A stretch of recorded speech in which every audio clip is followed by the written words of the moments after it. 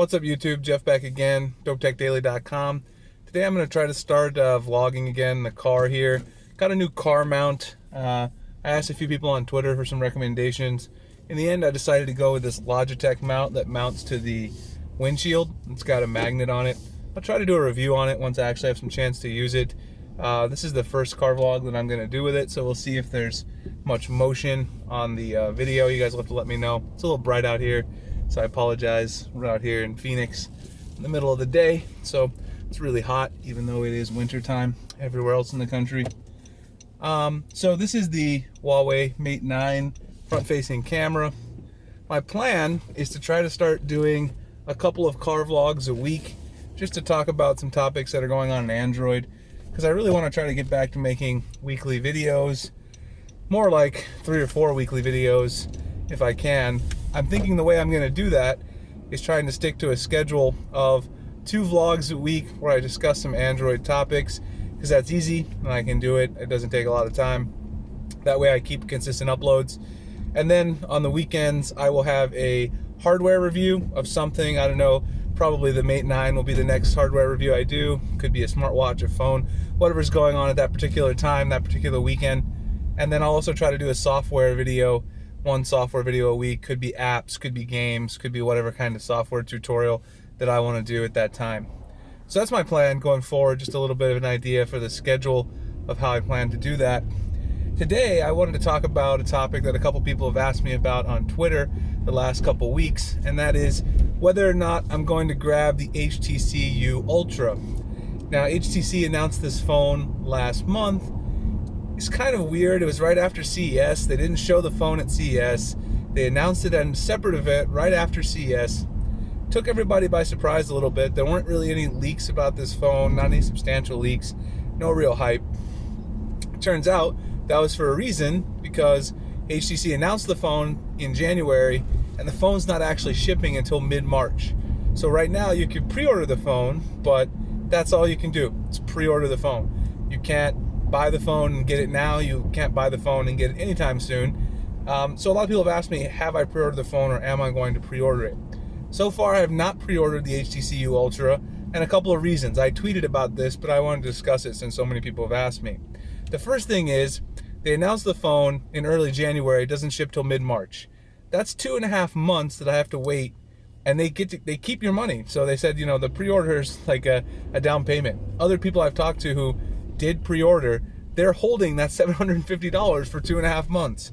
So if I pre-order something and they're not going to ship it for 10 weeks, I certainly don't expect they're going to hold my entire $750. You know, sort of like I'm funding a Kickstarter campaign for HTC to make a phone. HTC is a big company. I don't expect to be crowdsourcing their flagship. Second of all, I don't see any really amazing standout feature of the phone aside from 2 things. HTC finally decided to make a bigger phone, which is great. I commend them for that. I've been hoping they would make a phablet-sized phone for a long time. And secondly, the design of the phone, the shiny glossy back looks really nice. It does look really sleek.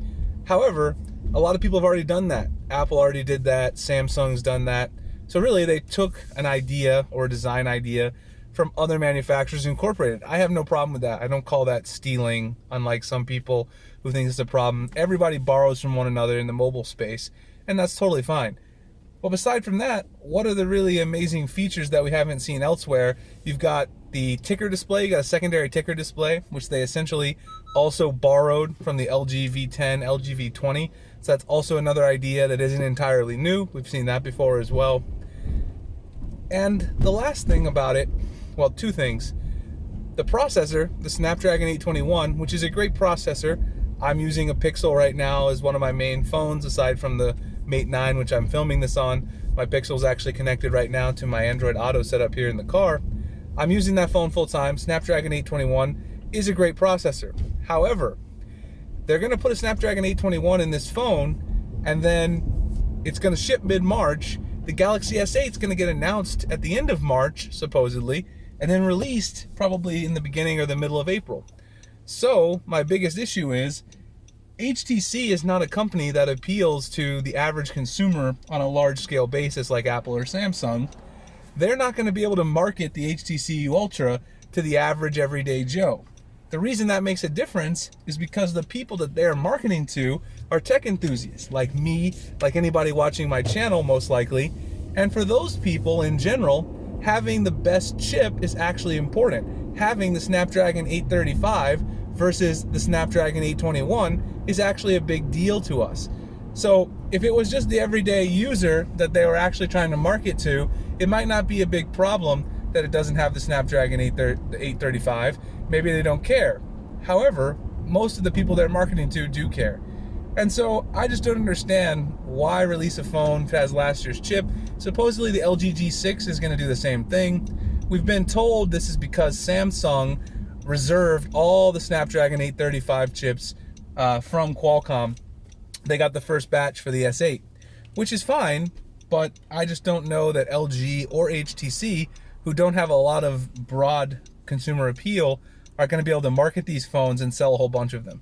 I definitely have more faith in LG than I do in HTC to do that. Do I really think the 835 is a better chip? I don't know. I mean, I haven't used one yet, but I think it does make a difference to a lot of people who are phone enthusiasts. The last thing, which is incredibly confusing, is the price of the HTC U Ultra. $750. That's a lot of money.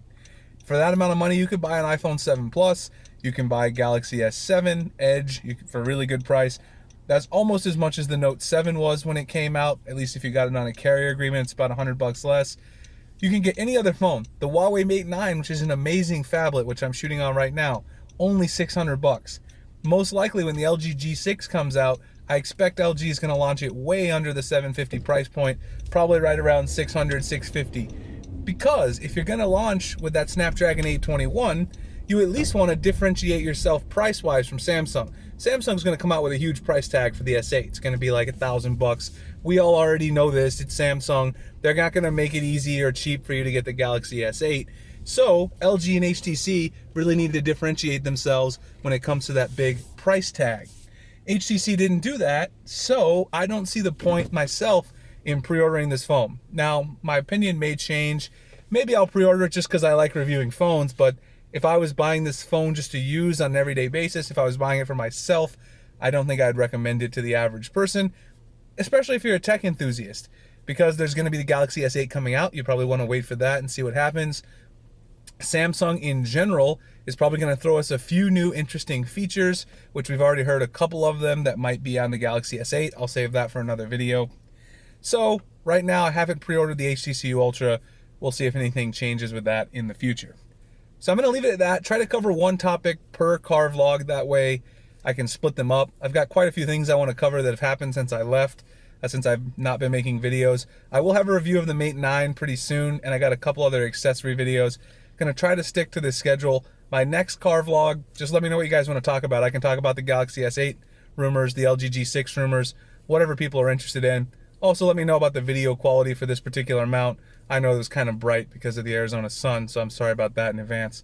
All right, guys, I appreciate you checking out the video, and follow me on Google+, Instagram, Twitter, at the links in the description. Please like and subscribe if you enjoy my content so you can see more videos like this, and I'll see you guys in the next one. Thanks a lot for watching.